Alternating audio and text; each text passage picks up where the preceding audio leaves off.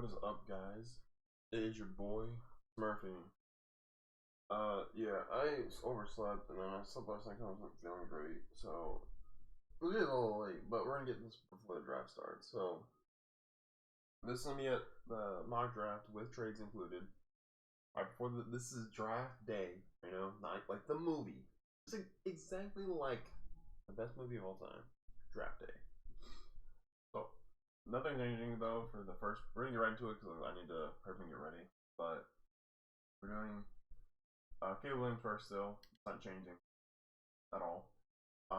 And I also don't think this is changing because realistically speaking, I just think that all this smoke screen about they not want to be in Washington or like all they want Drake May. I think it's all smoke screen. They're playing games, so we're sticking there, and I think it's kind of the same. The more I thought about it, the more I think this is gonna happen too, because you've had a lot of talk about them trading out, but realistically, at the 3 pick, it's really hard for any team right now to trade up. The Vikings have the most capital, but they have a lot to give up to get there. But they could probably still trade back. I mean, trade forward and get JJ later on. So they're depending on how they have them graded, right? It could be a massive difference in capital they need. So we're gonna have Drake May go there. The smoke screen is. They thought they could get us with that smoke screen, huh? They thought they had. But they had a little Smurfy. They did. They don't. They don't. So you guys are welcome. Congrats, Patriots. Marv is going to the Cardinals. I mean, unless they get a king's ransom for this pick, there's just no change. There's just no change happening. This is where I get a little interesting, where it gets a little funky to me. So I really believe Joe Alt is going to the Chargers here. I really believe it. Because even though they have Rashawn Slater, you can still have 2 of the best tackles. You can come out with the best tackle in this draft class by far. I mean, everybody else is really good, but everyone's saying Joe Alt basically the can't miss prospect. He is too perfect, and I think he could easily transition to right tackle because he's that good of a player. He's a smart player. It might take some getting used to, since you have to do everything opposite. But because of his ability, and he was the best, he held down that whole Notre Dame line by himself, essentially. Everybody else was good, yeah, but like he was the key piece of that. So honestly, I'm tempted to trade back so they can get like a Malik Neighbors here, but yeah, we're gonna do the trade though. We're gonna do the trade because even though I think Joel would be a perfect fit there, and and if they get him, just remember I said it here first. We're still gonna do a trade here because no, actually no, we're not doing that. We're gonna go Joe Alt here. I really think JJ McCarthy's going to slide a little bit because I think all that nonsense about him being the second best quarterback in the draft. I don't think it's nonsense. I don't think he's bad, but I don't think he's like should be considered top 2, right? So we're having him go there. The Giants, they're not taking Malik Neighbors. They already have 2 guys with a similar prototype, so it really doesn't make any sense there for them to take either like Neighbors here, but it does make sense to take Roma Dunes here because they don't have a guy like him on their roster currently. Comparing him with Jalen Hyatt would be really nice, and you still have Darius Slayton or Shepard that can kind of play that more. Because when Neighbors can play outside and stuff like that, but I figured like with the way their roster would be, it'd be in the slot, and that's what Slayton or Shepard is probably gonna play more. Oh, yeah. Then we have here, they do need a corner badly here. So I'm really tempted for the Titans to trade back here as well because honestly, there's 2 teams here that I think could take Terran Arnold and be happy, but because of we're gonna go with that. So we're going to go with because they have a rookie quarterback, right? They want to protect their quarterback for the future and Will Levis. We're gonna take Olu here for him, right? Then here at 8, you have the Falcons are probably gonna take Dallas Turner here. I just think that he's by far the best player in this draft class for them. Because they need pass rush, need Goodyear to be helped out. They have David Onyemata. This would be a great ad for them on defense. Raheem Morris is their new head coach. He's a defensive guy. He's a big front 7 guy. So why not get the best player in this draft class for that? So then here comes the Bears. So obviously there's no whatchamacallit, there's no Roma Dunes. Malik Neighbors again isn't a fit there because DJ Moore has the same prototype, so there's that issue of okay, did they trade? Did they take him? No, they're not gonna trade back with the Vikings here because they're usually you don't see that often with it. But I could see a trade back here because for the Bears because I think it makes more sense for them to get like a maybe a Byron Murphy here or with the odds, and then but even though I do think that they're not too late to interverse are better players, they could trade back in this draft because I think the Colts are going to want Brock Bowers. They need a tight end, and he can block, so it fits their running style, and he can also go out. He's a great pass catcher, so it's like he's a perfect team and what they need. So what we're gonna do? I mean, these are gonna be some basic frameworks for the trades, but it's not gonna be the exact because obviously it's very hard to nail these trades. So obviously these two need to be the main trades here, right? So I'm assuming you trade up another like so this is like a good little jump here. So I'm assuming we're gonna include a first here, and then honestly we'll just throw in like a just in case, make sure it goes through. Is I'm gonna throw in like this. I don't think it'll take this much. It might actually, but it is a significant jump. But it might be not like that exactly, but I do think it'll take some picks to get them to move up. So the framework will be those two, and maybe another second rounder, third rounder pick from the Colts, or their first next year, and that first this year. Because I mean, realistically, the Colts have a decent year. They were pretty decent last year, without their starting quarterback. So if they can, win games, they're in a very winnable division. So it's like, okay, well, if they get Brock Bowers, I think they're probably going to be middle of the pack, maybe toward the back end of the pack next year. So it's really not that bad of a pick to lose out on. Honestly, I could see the Bears getting in because the Bears don't really have any picks day 2 or day 3. So honestly, them trading back, they could get like a second or third rounder in that trade, and that would help them out so they could get some more players. So we're going to take Brock Bowers here to the Colts. The Jets were probably going to try and take Brock Bowers if he was available, but because he's not available, they're going to need to go with a tackle. So in this, what I'm going to project here is that they're going to move on from Kai Becton, who's playing right tackle for them, because there's been like that question if he's staying or not. Honestly, what they might do is trade him here at this point. I think they let him kind of talk to people as well, so I think they're gonna go here. They're gonna go with Fleece Fuaga. He's the best. Oh, I'm sorry. Fleece Fuaga, because that will show that the tackle spot to protect Aaron Rodgers. Are in the win now mode. They don't need anything. They do need a receiver, I will say, but again, you're running into the same issue where Malik Neighbors is kind of the same player as Garrett Wilson, so it really doesn't make sense to get him there. They'll probably get somebody later in the draft. They have an early enough pick to get somebody later in the second round, early second round. So, and then this is where it falls for it works out for the Vikings, and they get this 11th pick, and they get JJ McCarthy, right? Perfect for them. Honestly, they could still trade up. They could trade up and got him, but because of how this board falls, they might not have to waste it. And the only team that I think is really keen on getting JJ or could have made trade up would have been the Broncos or maybe the Giants do. But because the Giants already committed money to Daniel Jones, and I think they could get somebody later, if they really want to have a competition, they really need receivers badly. And this isn't really the Sean Payton way, So what I'm probably going to do as well is I'm actually have the Broncos trade back because I do think they're going to go for Bo Nix, and they need day 2 picks. So we're actually have him trade back. So you see McNeighbors is falling here, right? So let's look at teams that could use a receiver of his caliber. So one ID comes to mind right now is Bengals, right? They're question about T. Higgins going, right? Their edge is potentially gone. So that's another issue here. You have like what do they have? Steelers lost their guy, Deontay Johnson, which would be a good fit. The Jags have Zay Jones, but it would be an upgrade if they got him. But I do think the best trade would be, so you see these two that are sliding here. So I'm actually going to have, what's it called? I think I'm going to have the Eagles trade up here with the Broncos because they need a DB badly.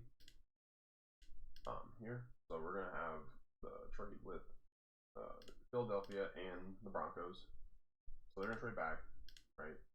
and they're gonna get their day 2 pick as well, and then we're gonna sauce them like a one of their like I forget what that's like one of their 3rd or 4th rounders. They have extras in. Oh, whoopsie, that's not right. I'm sorry, that's my fault. That's definitely not a fair trade at all for the Broncos. That is 100% a terrible trade. My fault. I forgot to include another pick. So they get 12, 22, 50. We're throwing a pick day 2 here, but also the other thing we're throwing in is because this is a massive pick. The Eagles are probably in a win now mode right now, so they're gonna put it right here first. What? This is embarrassing. I know. I know I did this trade yesterday. I can't remember what it was. The framework for it. I'm trying to remember what I did exactly, but it definitely involves this pick. Let's do this. Okay, if I can just click in the it's lagging. Just let it settle for a second. There we go. See, you let it settle, right? So there's that pick right here. We'll include a 2nd next year, maybe then. Sometimes it's not even about the Broncos. And then I really need to think if I need to get first. Here, I think do like this one. There you go. See, your boy knows, right? That's actually a pretty. I think that's pretty accurate actually for that one, where they're gonna trade basically late picks this day 2, day 3, and then they're gonna get the Broncos and get an extra pick in the 2nd round. They really need one, but then the Eagles really need to get a. The Eagles need a lot, so it's like they need because their edge rusher wasn't that great last year. They could take edge here with the fact that Layouts way too slid. Malik Neighbors is here, so that would be a fantastic pick. Honestly, you could see Malik Neighbors going here, right? He slides all the way there, but because of Sean Payton, and because he might want to get a 2nd pick in that 2nd round, I think that's going to be worth more for them long term.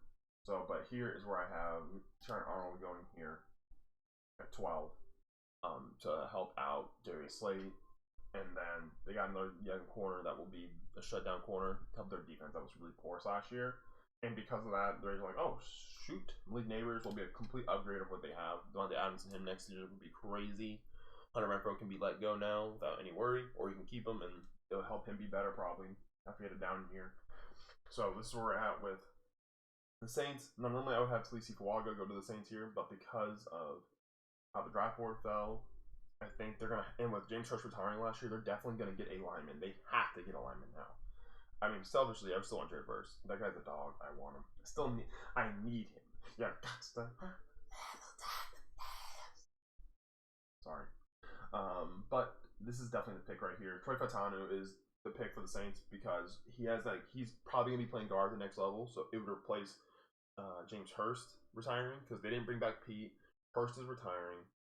He's going to be able to fill that left guard role perfectly because you already have Cesar Ruiz at right guard. You already have your center with Eric McCoy. Your right tackle is questionable right now with old dude from across the street. What's his name? Ramchek with his knee. Your left tackle is also questionable, but Fatanu did play tackle, so it's not like he can't have that versatility. And that's what James Hurst provided. So it's like you're replacing him with a better version of James Hurst. So Trev Fatanu is going here to the Saints. And he also was a great run blocker, and they struggled last year with that. So that is a really good fit for him. I mean, I'm not really excited about it, but I don't mind the pick because it makes a lot of sense. So this is where the Bears also get this benefit of, okay, do we take Jared Verse here, Leatu Letu, or Byron Murphy? They really need a D tackle. They do need an edge. If they had a D tackle, though, D tackles make a huge difference. I think they're under realized, and I think it's like, kind of like how Aaron Donald took over that game, because if you have a D tackle and they have to double the inside, or it's gonna free up your edge guy, you know. So it's gonna give you more options. You know, when you have a D tackle that can get create havoc, and he's also great against the run. So it's a perfect fit for the Bears right now.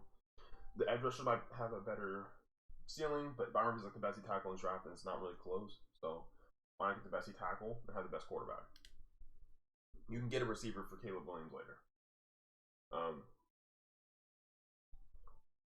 So we're gonna get to now the Seahawks. They need to tackle badly. They do need interior, but I don't think it's an immediate need because I think they're still decent at those positions. And the tackles are perfect. Linebackers, not really a linebacker yet. So I think you could either go Quinion Mitchell here because they have struggled at DB, but if you have a good defensive line, that'll help your corners. So John Newton is going to the Seahawks. Yeah. And then that would then mean, so this is where you have some, we see some weird falls where you see Jerry Burks not too late to falling. But it's all because of fit, right? Because then Quinn Mitchell is going to the Jags. They don't really have a good corner. They did get Gabe Davis, but I do see they'll get another receiver later, just not in the first round. They lost Darius Williams, so they really don't really have corners like that right now. And then the Bengals get blessed here. They have a choice, right? But we saw the news yesterday with Trey Hendrickson and I'm sorry, I got like a burp stuck. Trey Hendrickson and T. Higgins requesting trades. So it's about, they said they're not trading them, but obviously they're going to trade them. I think honestly you could see the Bengals trade T to the Chargers, and that would be a perfect fit for both teams right now. So you'll get potentially, well, if it's potentially the case where I was thinking with them trading back with the Vikings, they're getting both of their picks, then that would mean the Vikings would have that additional pick to they're trying to pick. They could trade for T. Higgins, and then the Bengals get 2 potential high picks, right? So they have 18 and 23. They could get another receiver or edge rusher. So here we're trying to weigh, okay, do they need to tackle more, or they really don't need tackle like that. They more need interior. So I think the tackles are okay for now. So I think I'm gonna go edge here. We're gonna take going to be an interesting fit. They do need to tackle. But for versatility purposes, now I'm going to go out too late too.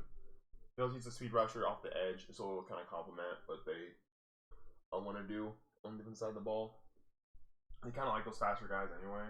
Like Trey is probably the one that's like the most opposite of that for now, but I think he'll be a really good addition for them. And then we're gonna have the Rams, because it fits my narrative better, honestly. That's also probably why I did the switch. I think Jerry Burks probably would be better fit because he's a Swiss Army knife. But they already have Cam Sample, which he kind of was the same player coming out of college from Tulane. So Jerry Burks goes to the the Rams to replace Aaron Donald. Big shoes to fill. Am I right? Okay. Alright, I've been saying this every single day for the rest of my life. I'll say it again. Mims screams Steelers. Look at that name and tell me that does not look godly on a certain unit. But because of injury concerns, I'm probably going to sit in JC Latham here to the Steelers. So yeah. All right. So here's the conundrum we have with the Dolphins. They don't really have any picks in day 2, so they could trade back right here. So here's the thought process. All right. So let's see. Is there anybody here that needs to trade up and get one of these two? Potentially, right? So the Dolphins are right here. These players are right here. So if we're looking at our board right now, we're looking at who's left. There are some players that could easily need this trade up and get either Mims at tackle if they really like him, or like Brian Thomas, who's the best of the next group of receivers coming off the board. Or do they just take Graham Barton because they didn't need that flexible player, but they also need a guy that can kind of play multiple positions. Oh, well, I'm just going to take Graham Barton here because so the Dolphins had struggles with injuries last year of their line. They need a guy who's versatile that can play multiple roles. Graham Barton played all across that Duke offensive line when needed. He's going to be able to play guard for them immediately, right? Or center. So it's what they need mainly right now. And I think you don't pass up on that. They might trade back into the second round with other picks. But realistically right now, I just don't know if they're going to be able to trade back and still get like one of their guys. Broncos are going to take Bo Nix here because that means they can get their quarterback in the future. He's a guy that Sean Payton can just tell him what to do. He'll execute it. That's like a really good perk of his, and he's not going to do more outside of that. Maybe as that matures, maybe he'll have more freedom to make the reads on the field himself. But Bo Nix is to a T always really good at kind of just taking what the defense gives him and what the coach is telling him to do, and he does it to a T pretty well. That's why he struggled with Auburn when they kind of gave him free range, and that's why he did well when he was on Oregon for this past season. So the Vikings are here at this pick. So normally I've been trading this pick up to JJ McCarthy, but I think he's going to slide, honestly, to 11 for them, so I don't think they're really worried about it. They still could use a guard here, right? They could use a receiver, depending on how JJ thing turns out. but their corners were not crazy last year. So you know what? We're gonna go with a tale as old as time. We're gonna go with Nate Wiggins for the Vikings. They love their Clemson corners. Mackenzie Alexander, Mike Hughes. I'm forgetting one more, but there's another one out there. Mackenzie Alexander, Mike Hughes. There's one. Oh, Andrew Booth. Let's be real here. They see that Clemson corner. They are salivating right now. They are drooling from top to bottom right now for that corner. All right, perfect. And then this leaves the Cowboys. So I would take Amir Smith, but he's got injury concerns still. So I'm thinking that might cause him to slide a little bit, depending on how bad they are. So does BTJ now with the shoulder apparently. But they do need a left tackle because they have Terrence Steele. Guyton would be the best at that. They probably watched plenty of the Red River rivalry games since it's pretty much. And usually it's usually they usually pick a neutral site game for it. It's either I can't remember if it's neutral site or they flip sides. I can't remember. But they're within proximity usually of the Dallas Cowboys. I'm imagining scouts are always there. So they probably have gone. They're going to fall in love with the game. I'm just saying it. I'm just calling it like it is. So he goes there, and this spin falls perfectly for the Steelers, not the Steelers, Packers to take a tackle in Amaris Mims because they do need help on the line. Bakhtiari retired. I think it's Elton Jenkins, I think, who's playing interior for them. Used to play tackle, so they might flex their line around, but Amaris Mims could probably play right tackle. So they'll put him at right. You know, they'll get that straight away. They'll have a better line than they did last year. Buccaneers. They can go edge here. Kool-Aid is a prime example of a corner they want. A guy who's handsy, physical, but I think they're going to want to make sure they protect Baker, their investment. That Robert Hainsey was decent for them last year, but why not get Jack Sparrow Johnson, move him to guard? Because they had injuries on the offensive line last year, and then that gives you that flexibility. That Hainsey as your backup. You could maybe wait and get another player that's kind of late in the draft. You could probably get a corner later there for that reason. They're not immediate needs for him, but they do need a corner because they lost Carlton Davis. They have Jamel Dean, right? They have Zion McCollum, but they have Eisen, which was pretty good. So I think they're not in as much of a rush there. So we're going to go, and then their receivers are aging, but they're not in immediate need for this team to compete next year, which is what they're trying to do. So they get JPJ. Cardinals here are have a decision. They're going to take edge, receiver, or corner. So here they could take Brian Thomas Jr., but it's kind of a double entendre with Favre. Yeah, I am so sorry. I am belching back and forth. I'm sick of myself right now. I'm disgusted. So this is where you would say, okay, who are they taking? Who do they need? Right? Chop would be a great pick here for them at edge, right? But so would potentially be Kool-Aid here to play opposite. They did get Sean Murphy and Bunting, so I'm just gonna assume they think he's good enough to play and start if they have to go without a corner in this draft. So what I'm thinking they're doing is they're gonna take Chop Robinson here, right? I kind of like getting Christian Hayes here. That'd be a good pick for him, honestly, at guard. But they have a decent guard play last year, so I don't think they're in immediate hurry to get that, which allows the Bills to take BTJ. They really need a receiver one now. Then that allows for then we have these players here. So they lost CJ Gardner-Johnson, but they had Brian Branch last year. The safeties weren't bad. The safety play was not bad last year for them. Cooper John doesn't seem like a very much a player for them. Actually, let me just quickly before we even let's see. Lions depth chart. Let's see real quick. I can't remember who their safeties are real quick, and this might be the factor for me. I should have actually had this ready. So yeah, they got Carlton Davis. They got Kirby Joseph was good. So yeah, they have a pretty decent safety that they feed him upon. So I don't think it's an immediate need for them, right? They did lose Cam Sutton. They brought Carlton Davis in, so it's a little of that. Edge might not be the worst idea for him, but I think they're gonna go corner here because Meek is technically a inside guy, and they're gonna take TJ Tampa. He's athletic. He's a hard-nosed guy. He plays well, especially as he made flashes of special teams play, which means he's a hustler. Nick Campbell comes from the Saints team. They love guys that play special teams, and they play at a high level in college for that reason. So he's going to the Lions here. And then here for the Ravens, so they have some really good options here. Adonai Mitchell, I think, is a pretty good receiver for them. They re-signed Sean Bateman, but they didn't really have any production from him. They got Zay Flowers, right? So I think they're gonna help out Lamar one more time. I think their defense was fine. It just was beat up to shit last year. So I think I'm gonna go with Adonai Mitchell or Xavier Legette if Adonai Mitchell goes up earlier. Mind for that. The Steelers, it kind of depends on if they can get um, your boy IU can keep him. I think he's gonna end up staying. I mean, it's gonna be a lot to pay him, but ultimately they need corners. So I think I'd take Kool-Aid here if he's available. Then, or they would take like Xavier Worthy to replace IU if he's gone, or I guess maybe Lyle McConkey. But I think it doesn't fit my narrative. So Lyle McConkey's gonna go to the Chiefs. I've been saying this for like fucking months. So it's gonna be Lyle McConkey to the Chiefs. I also do believe potentially what you could see is as y'all look at the draft and recap it, right? What you're probably gonna see is I could see the Lions trading back to the second round, maybe, or maybe like the Ravens or one of these bottom four teams that don't have an immediate need, because I think the Saints are going to try to trade back into the draft to get Kingsley Sutamea or in the early second part of the draft. So I could see these guys, or any really, there's a lot of teams that might trade back up into and get Donnie Mitchell, Xavier Worthy, one of those tackles. There's still going to be like Jordan Morgan, right? You got King Sutamea. You also have, I forget the other, you have Christian Hayes. So there's a couple really good linemen are still available that people are going to probably trade back into the first to get, or early second.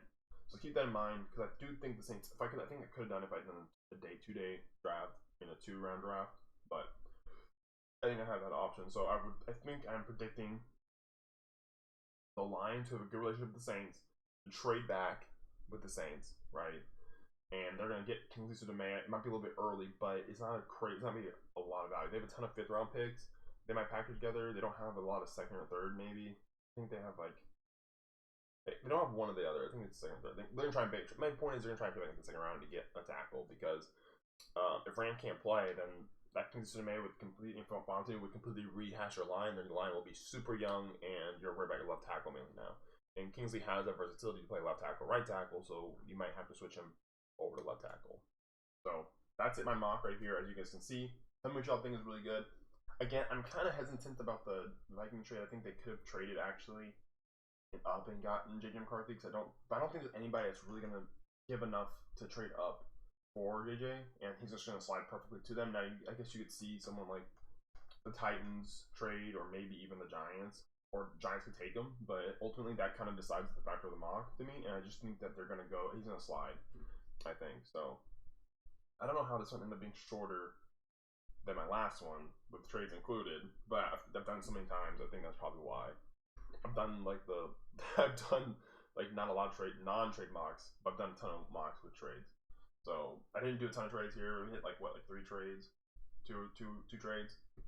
Like no, we hit like 3, like 3 or 4 trades. Yeah, so I think there'll probably be a little bit more than that, honestly. Like you're probably gonna see like the Vikings trade that 23rd pick. I think personally, I think you'll probably potentially see the Dolphins trade back, or the Broncos trade back again, or they might the Broncos trade back twice, honestly, because of where their pick is. They trade back once, right? Then that leaves them getting a pick in the 2nd round or 3rd round. They could trade back again, still be in the 1st round, and get Bo Nix. He's not going to go mid to late, and he probably won't go till later in the draft anyway, the 1st round anyway. And they could still get enough picks to be able to get a receiver for him, maybe get some edge guy, and then allows for like maybe like a Bills to trade up to get their boy, or maybe like allows for like one of these teams down here that needs a win now, whether it's like the Cardinals, who have a ton of picks, to move back up and get like a Nate Wiggins, Tyler Guyton, so yeah, I had a little stretch there, I'm sorry, but tell me what y'all think in the comments. Let's see how close I get as well. So tell me in the comments what y'all think. So this has been your boy Smurfyy, signing off.